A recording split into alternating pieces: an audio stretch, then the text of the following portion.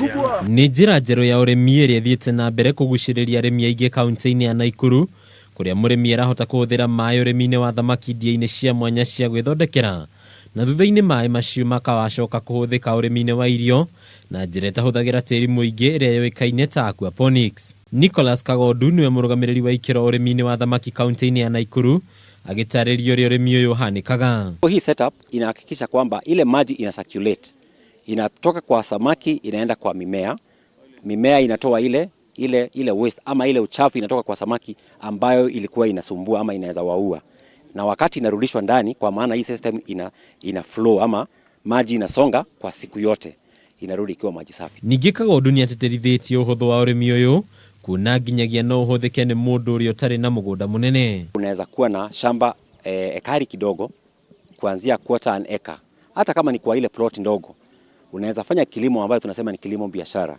Zile chombo tumetumia hapa ni kama mbao, tumetumia pia mawe ambayo inaitwa pumice, inatoka kwa kware, iko hapa tuko nayo.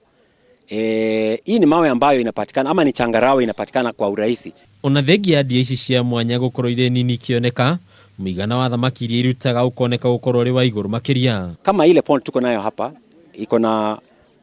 iko na upana wa mita 10 na urefu wa mita 14 ama 140 square meters.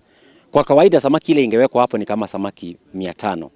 Lakini kwa hii setup tunaweza kutumia samaki 2,000. Mũnini wa arĩmi nĩ makenereire njĩra ĩno, aingĩ ao makĩranĩra kwambĩrĩria kũmĩhũthĩra nĩguo kwandandũra umithio wao. Kwa ihinda rĩrĩ kaunti ya Nakuru nĩ yũrĩtio kũhũra njeki arĩmi aya makĩria harĩ ũrĩmi ta ũyũ wa thamaki. Handũ-inĩ ha metha ya ũnjĩria ya Kameme TV, rĩtwa rĩakwa nĩ Bataru wa Mwangi.